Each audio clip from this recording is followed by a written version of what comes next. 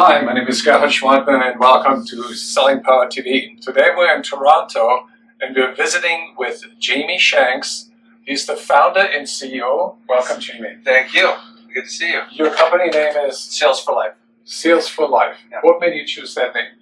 I didn't actually. In 2003, my business partner changed the name because he saw this opportunity of consistently helping people with sales. Just that evolution that never stops, right?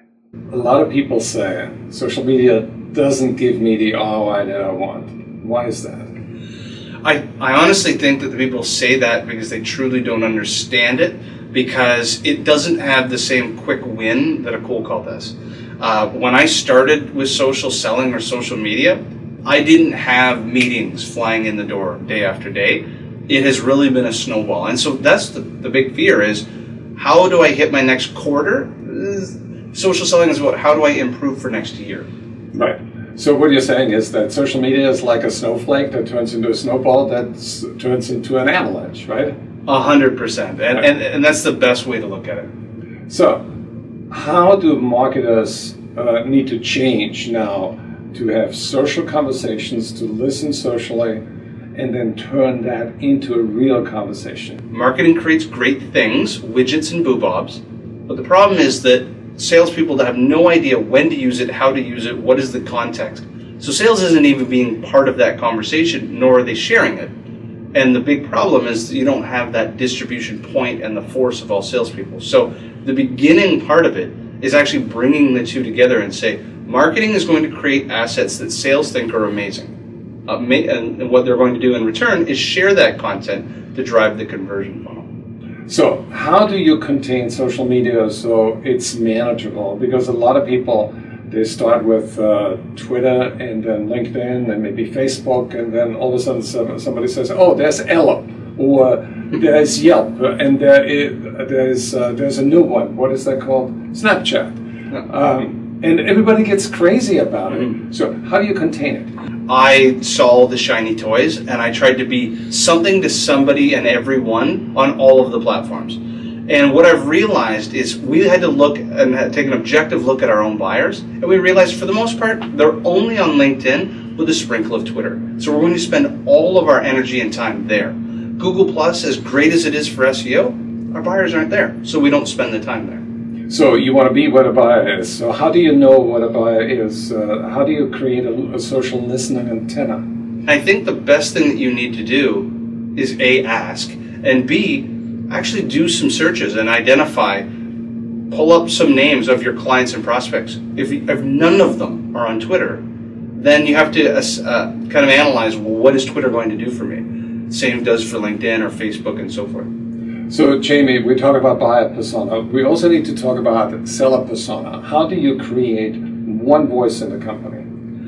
Interesting. So, and that's the difficult piece, is that many times marketing would be that central piece to create the voice, although I would disagree that the one voice is the best way to attack it. Because here's the problem. Marketing is listening for competitive intelligence or listening to what's important from a macro perspective of an organization. The challenge is that myself as a quota-carrying sales rep, I only care about my 50 accounts.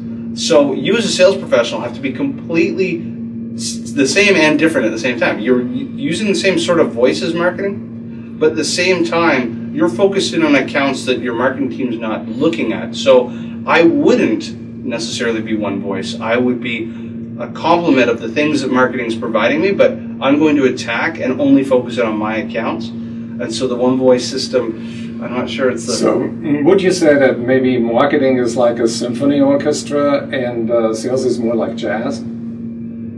Actually, I'm a huge jazz fan, so that's actually a great analogy. Exactly, the marketing end is everybody, and the brass section is you, the salesperson. That's right. What is your way of measuring whether your social media conversations actually lead to ROI? There's a couple leading indicators you should be looking at. One of them is the size and the effectiveness of your LinkedIn network, and it's called your social reach. And so you should be drawing a line in the sand and saying, at this date, this is how big my voice is today. How is that growing over time? And then also the same sort of thing with sharing content. LinkedIn and Twitter are providing you these baseline metrics and the growth over time. Those are leading indicators. The lagging indicators are the opportunities and the revenue you're driving. And if you're not driving that money, then you need to look back at your leading indicators and saying, what am I not doing? Are people listening? Is my social reach terrible because my network is small? Whatever that is. It makes sense. So how do you help salespeople learn all this? Interesting. Yeah, we have a year-long program, essentially. So it's a 9 or 10 module sales modularized system that is once a week, 1 hour a week for 10 weeks. And then we have technology and human capital, mentored learning, to ensure that over the course of the year, the sales professional is, without saying the word guaranteeing adoption, right? We're creating a system, and we call it the learning loop, to make sure that this is indoctrinated into their DNA. And you also have daily calls, like at noon, people can dial in and you're on the phone. I'm a big believer of blended learning, and all that means is we use technology like a learning management system. We have a tool called Social Buddy. That's the tech side, but you can't replace the human. And we have trainers that are there every single day to help the sales professionals through their challenges and pitfalls and what-if scenarios. And that's something that's so invaluable that you can't forget is, I need help today, who can help me? Awesome. For anybody who wants to have more information, go to salesforlife.com. And remember, if you're not happy with your net worth, then change your network.